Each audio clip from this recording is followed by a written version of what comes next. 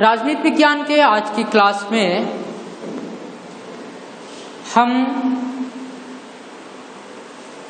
भारतीय संविधान के परिप्रेक्ष्य में चर्चा करेंगे।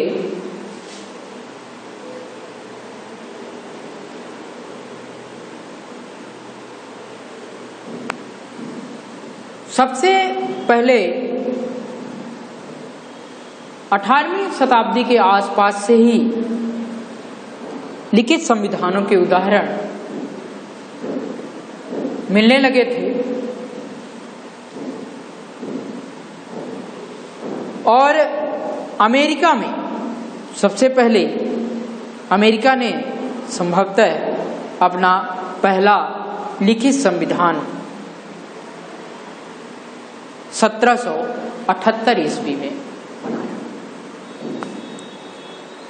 इसके बाद फ्रांस ने भी 1791 के आसपास अपना लिखित संविधान बना लिया। भारत में भी व्यवस्था तो थी, ऐसा कि नहीं है कि अचानक एक व्यवस्था आ गई हो। तो भारत में जो व्यवस्था थी, क्या उसके लिए कोई संविधान नहीं था? क्या बिना संविधान के ही व्यवस्था का संचालन किया जा रहा था, या भारतीय संविधान जो बना उसके पहले किस प्रकार की व्यवस्था चल रही थी? इस परिप्रेक्ष्य में हम आज अध्ययन करेंगे। संविधान की ऐतिहासिक पृष्ठभूमि में हम थोड़ा सा विचार करेंगे। इंपॉर्टेंट क्लास है।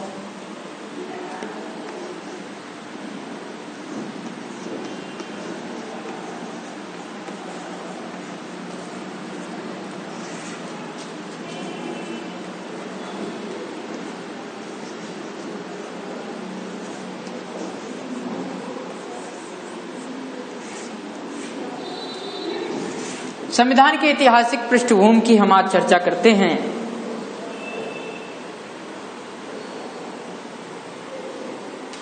भारत में ब्रिटिश ईस्ट इंडिया कंपनी सन 1600 ईस्वी में व्यापार करने के उद्देश्य से आई थी और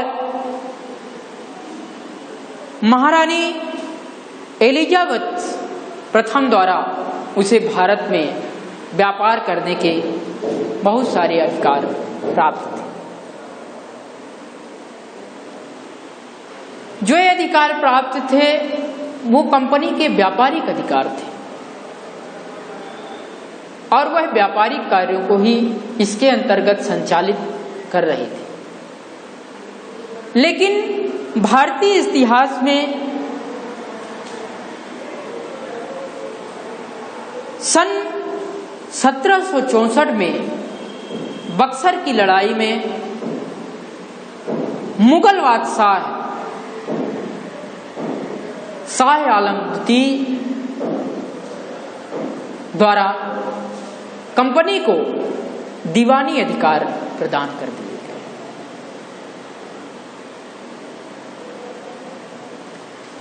1765 ईस्वी से कंपनी को बंगाल, बिहार और उड़ीसा के दीवानी अधिकार प्राप्त हो गए।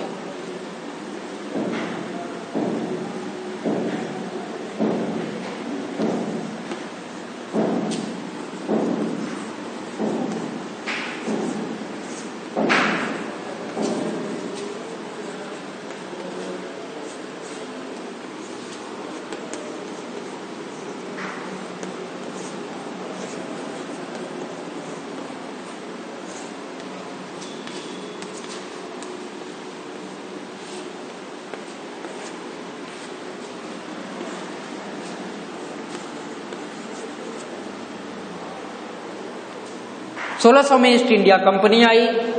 व्यापार करने के उद्देश्य से महारानी एलिजाबेथ प्रथम ने भारत में व्यापार करने के लिए अधिकार प्रदान किया। 1764 में बक्सर की लड़ाई में के बाद, बक्सर की लड़ाई के पश्चात कंपनी को दीवानी अधिकार मुगल सम्राट शाह आलम द्वितीय के द्वारा प्रदान कर दिया गया।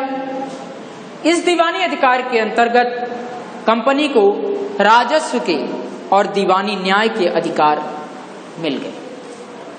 अर्थात अब कंपनी बंगाल, बिहार और उड़ीसा में व्यापार के साथ साथ राजस्व और दीवानी न्याय से संबंधित अधिकार को प्राप्त कर लिया।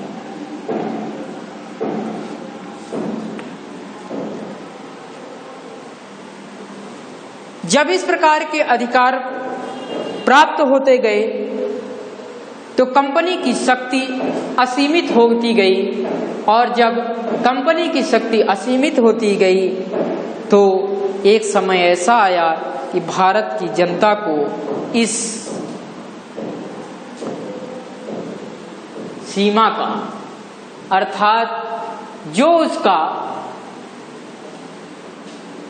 धैर्य था वह टूट गया, और उस धैर्य के टूटने की परिणति 1857 की क्रांति के रूप में जन्म लिया।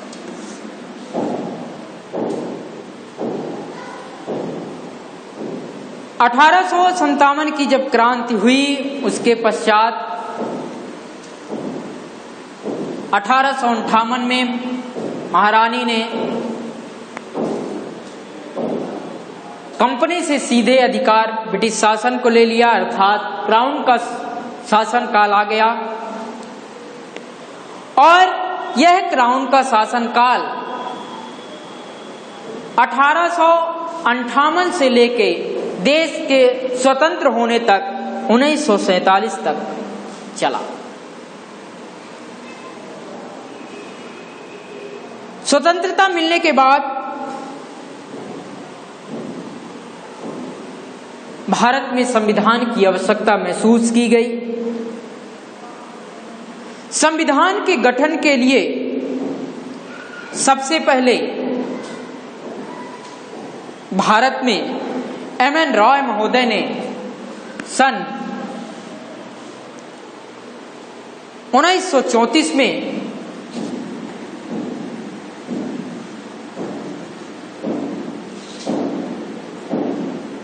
मांग रखा।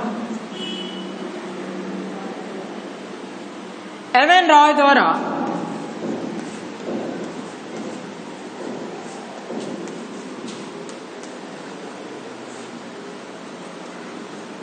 सर्वप्रथम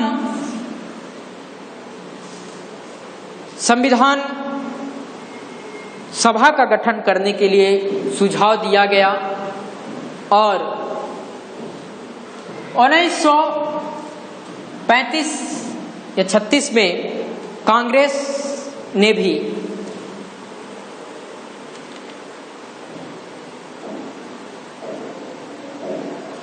अपनी आधिकारिक मांग को, संविधान सभा की मांग को सामने रखा। एम.एन. रॉय भारत में साम्यवाद आंदोलन के प्रणेता हैं। कम्युनिज्म के साम्यवाद एक विचारधारा है। ये साम्यवाद के जनक कहे जाते हैं।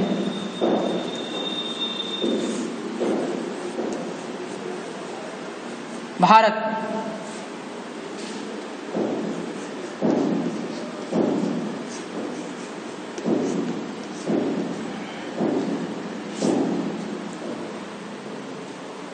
साम्यवाद एक विचारधारा है जो समाजवाद की चरम परिणति का परिणाम है।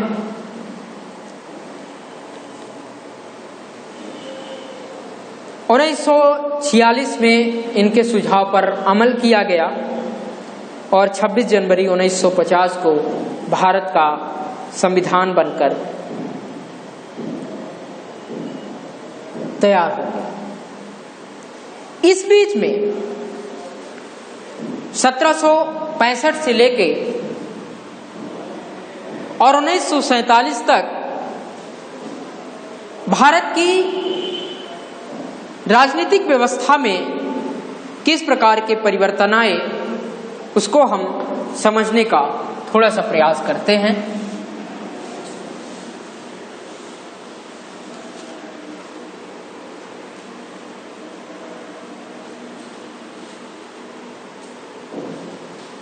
जब कंपनी को (1765) में बंगाल, बिहार और उड़ीसा के दीवानी अधिकार प्राप्त हो गए, उसके बाद कंपनी का जो वर्चस्व था वो भारत में लगातार बढ़ता गया। हम दो भागों में विभाजित करके इसे समझने का प्रयास करेंगे। जो कंपनी का शासन था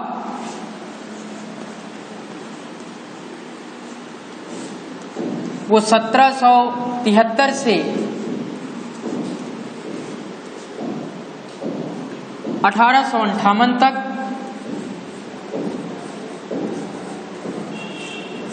और जो ताज या क्राउन का शासन था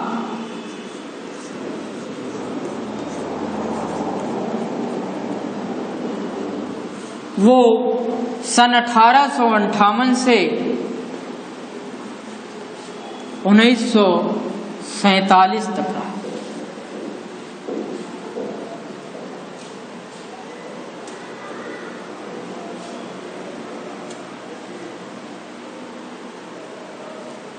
जो कंपनी का शासन था वो 1773 से 1858 तक, और उसके पश्चात जब कंपनी का अधिकार समाप्त करके ब्रिटिश क्राउन ने सीधे अपने हाथ में शासन प्राप्त कर लिया, उसका शासनकाल 1858 से 1947 तक के क्रम में हम पढ़ेंगे।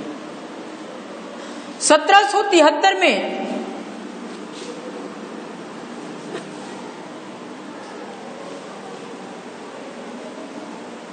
ब्रिटिश शासन द्वारा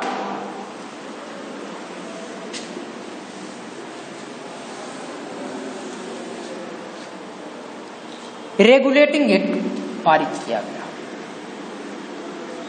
1773 का रेगुलेटिंग एक्ट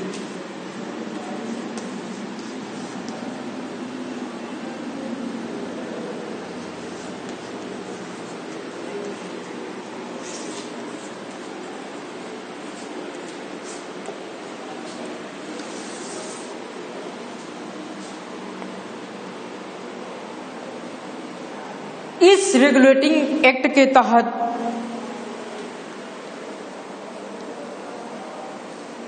भारत में ईस्ट इंडिया कंपनी के कार्यों को नियमित करने के लिए और नियंत्रित करने के लिए कुछ व्यवस्थाएं दी गई, और यह ब्रिटिश शासन द्वारा कंपनी के लिए उठाया गया पहला कदम था।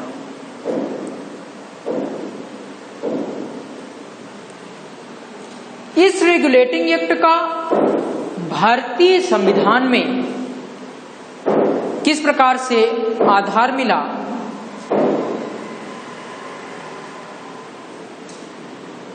इसके जो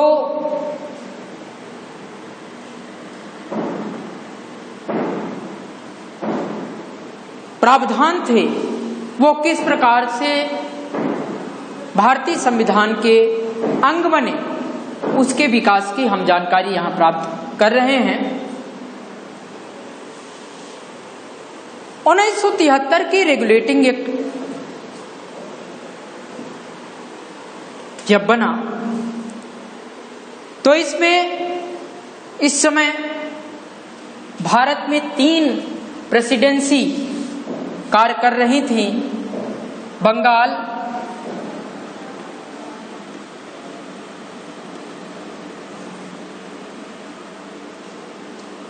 मद्रास और मुंबई।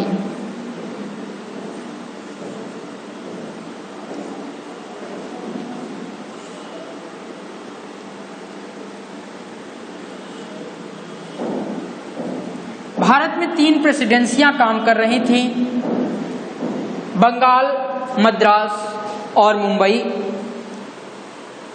और इन तीनों ही जगह कंपनी द्वारा गवर्नर नियुक्त किया गया था। इस अधिनियम के द्वारा बंगाल के गवर्नर को बंगाल का गवर्नर जनरल बना दिया गया। 1773 के एक्ट के द्वारा बंगाल के गवर्नर को बंगाल का गवर्नर जनरल बना दिया गया और इस गवर्नर जनरल के अधीन ही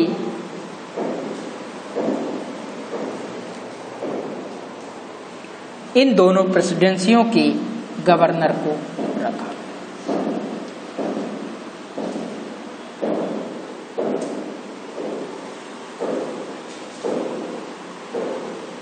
बंगाल के गवर्नर को बंगाल का गवर्नर जनरल नियुक्त किया गया और मद्रास और मुंबई के गवर्नर इस गवर्नर जनरल के अधीन हो गए।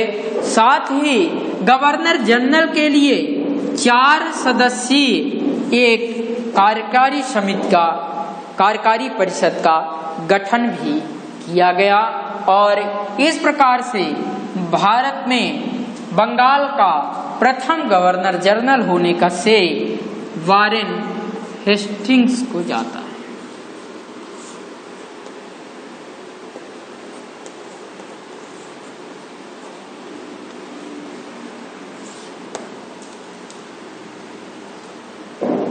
पहली चीज कि बंगाल के गवर्नर को बंगाल का गवर्नर जनरल बना दिया गया और इस गवर्नर जनरल के अधीन मद्रास और मुंबई के गवर्नर हो गए।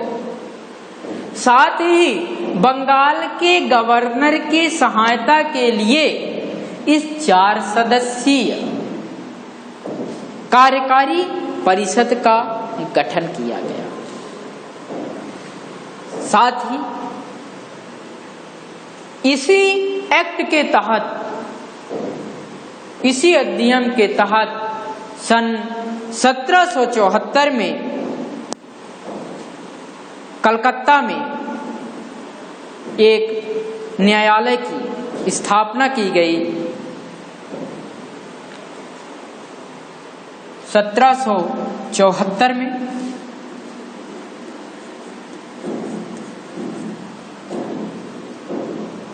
कलकत्ता में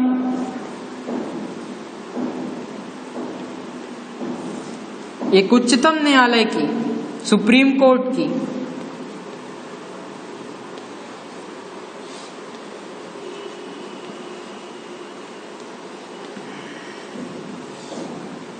स्थापना की गई और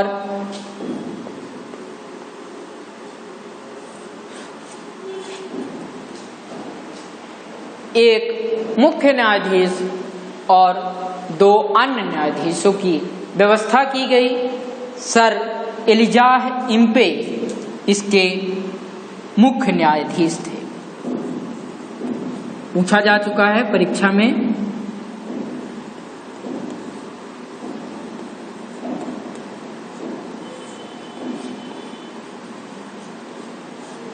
सर एलिजाह इम्पे इस कलकत्ता कलकत्ता सुप्रीम कोर्ट के जज नियुक्त किए गए। इसके तहत कंपनी के कर्मचारियों को निजी व्यापार करने के लिए और किसी भी भारतीय से उपहार लेने के लिए मनाही कर दी गई।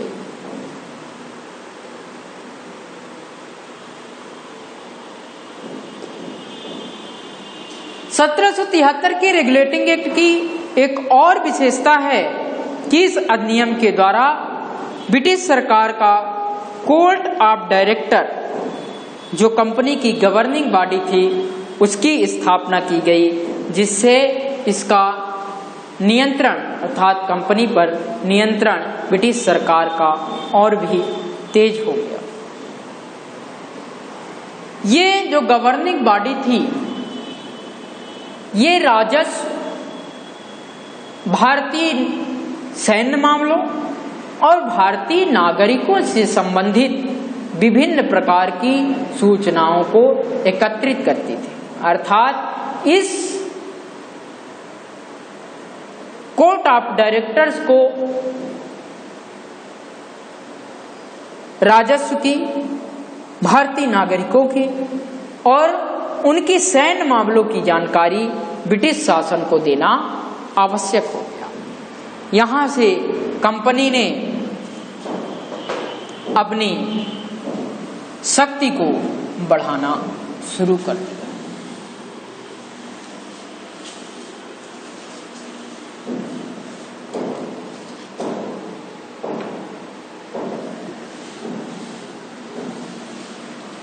सत्रह सौ 73 के रेगुलेटिंग एक्ट की विशेषताएं ध्यान दे लें। पहला, बंगाल के गवर्नर को बंगाल का ही गवर्नर जनरल बना दिया गया।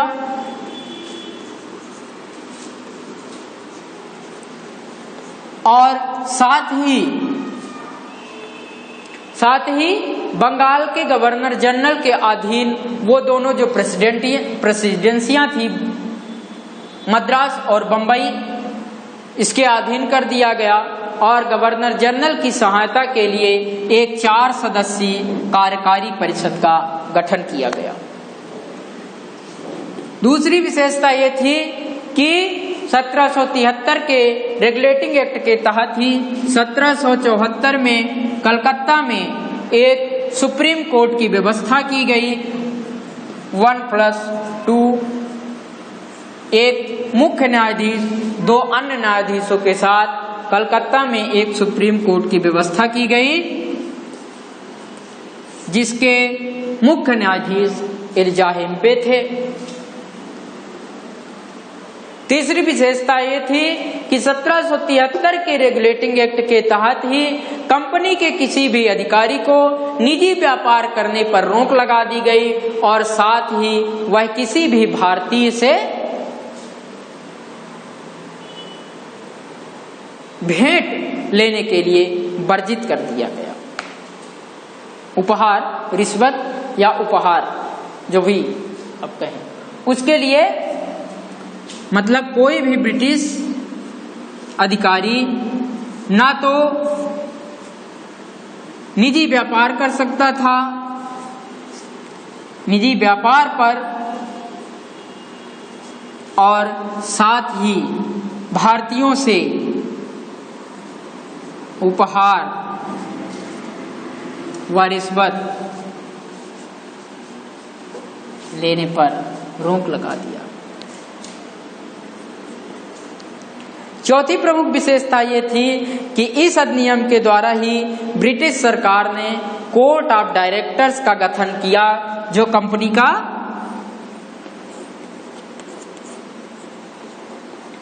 कोर्ट ऑफ डायरेक्टर्स का गठन किया,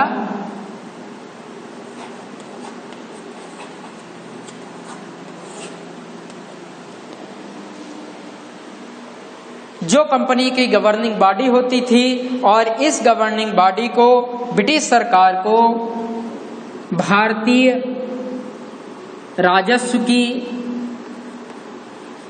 भारतीय नागरिकों की और भारतीय सैन्य मामलों की जानकारी देना आवश्यक था। तो इस प्रकार से 1773 का रेगुलेटिंग एक्ट जब आया तो कंपनी के व्यापार को बढ़ाने के लिए इस प्रकार की व्यवस्था ब्रिटिश सरकार ने दी। धीरे धीरे कई सारे एक्ट हमारे भारतीय संविधान के नींव के पत्थर साबित।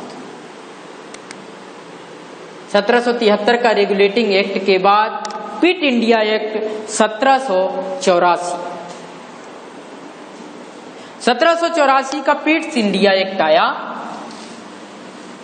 और उसने इस जो 1773 के रेगुलेटिंग एक्ट में जो कमी थी उसको दूर करने के लिए ही 1784 में क्विट इंडिया एक्ट को लाया गया। लेकिन ये 1781 में पारित हुआ था।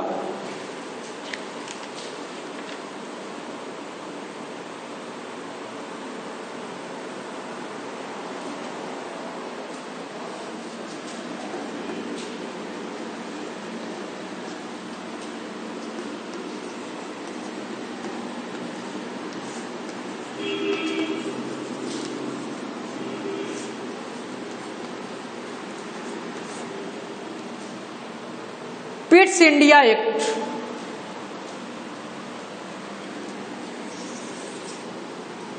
उस समय के तत्कालीन ब्रिटिश प्रधानमंत्री विलियम पिट्स ने इसे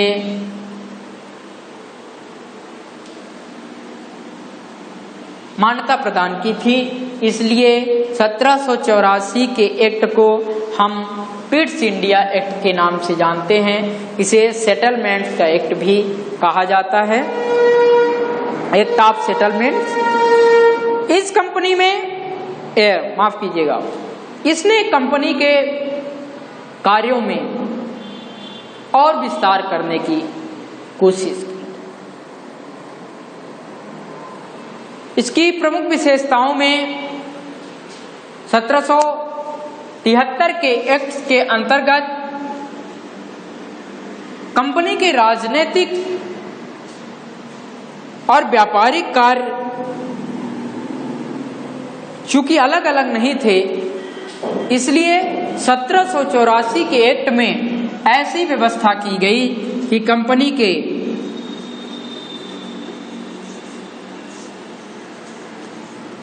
व्यापारिक और राजनीतिक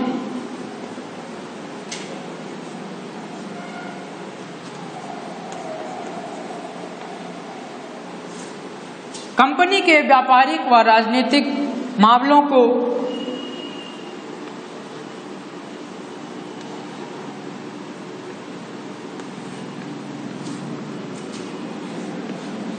पृथक पृथक कर दिया गया। अर्थात 1784 पिट्स इंडिया एक्ट के तहत कंपनी के व्यापारिक और राजनीतिक अधिकारों को अलग अलग कर दिया गया। फिर इसने निदेशक मंडल को कंपनी के व्यापारिक मामलों की अधीक्षण की तो अनुमति दे दी, लेकिन राजनीतिक मामलों के प्रबंधन के लिए नियंत्रण बोर्ड ऑफ कंट्रोल नाम से एक नए निकाय का गठन किया। निदेशक मंडल की कंपनी को व्यापारिक मामलों के लिए पुनरीक्षण करने के लिए, उसका निरीक्षण करने के लिए, अधीक्षण करने के लिए अधिकार तो दे दिया, लेकिन राजनीतिक मामलों के लिए बोर्ड ऑफ कंट्रोल की व्यवस्था की गई, नियंत्रण बोर्ड का गठन किया गया। तो इस प्रकार से द्वैध शासन की व्यवस्था का शुभारंभ हो गया, क्योंकि व्यापारिक मामलों की निगरानी और जांच कोई और करता था और राजनीतिक मामलों पर कोई और शासन करता था। इस प्रकार से कंपनी में द्वैध शासन की व्यवस्था लागू हो गई।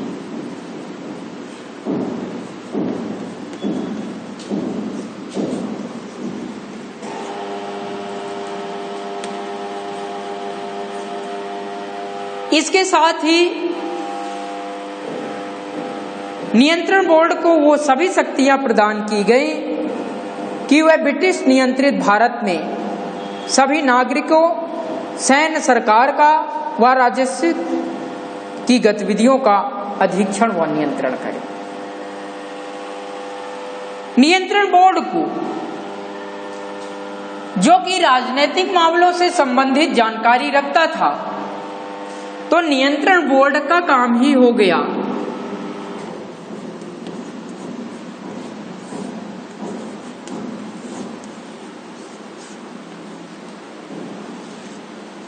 कि वह भारतीय नागरिकों,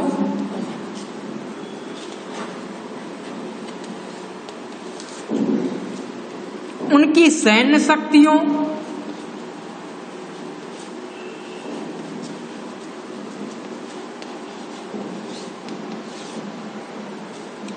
व राजस्व की जानकारी।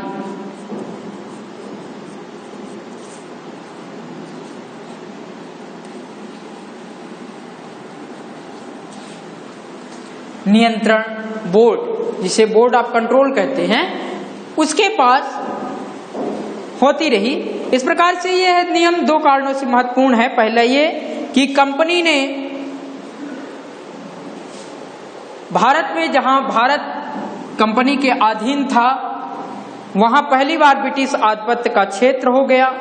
और दूसरे ये कि ब्रिटिश सरकार ने भारत में कंपनी के कार्यों और इसके प्रशासन पर पूर्ण नियंत्रण स्थापित हो गया। दो कारणों से यह 1784 का पिट्स इंडिया एक्ट और महत्वपूर्ण हो जाता है।